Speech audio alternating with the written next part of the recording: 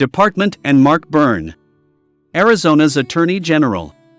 Katie Hobbs, the Avicii Secretary of State, has threatened legal action against Cochise County, which is considering manually tallying ballots. Supporters say they are working to restore public faith in elections as well as the machine counts. The county attorney, however, claims that this is unlawful. 10's Fox. Irene Snyder is here to dissect everything. Augmenting the machine count with the hand count is what people want, right? Good night, John and Christina. At this point, what they primarily want is to have a hand count as a backup for the machine count, just in case something goes wrong. A thing they currently do. They want 100%, but only have 2% of their votes hand counted yet. Now, there is continuous debate about this. A Republican group first bring the idea to the table for weeks. Volunteers are ready to go to hand count those ballots, they say. And there are nearly 140 of them.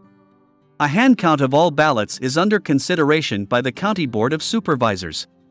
David Stevens says they already have 140 Republican volunteers who would be supervised by the county elections director. He says that's enough people to get the work done. In addition to the machine count for the 2022 midterms county recorder, 2% of the ballots must already be manually counted by the county. But doing so necessitates the assistance of Republican and Democratic volunteers. The method of the means for the 2% that they believe it would perform a random sample.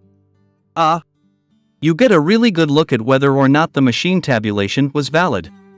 Hub informed the county in a letter this week that she would file a lawsuit.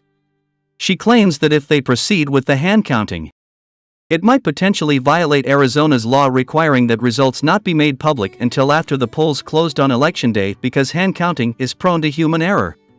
The board was advised last week by the county attorney that election procedures were changing.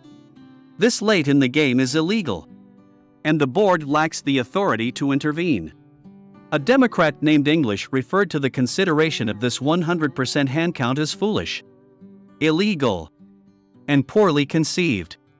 However, Peggy Judd, a Republican supervisor, makes an argument. The election processes for voters are not changing. We made an effort to explain to her at the time that the hand count is not a part of the voting process.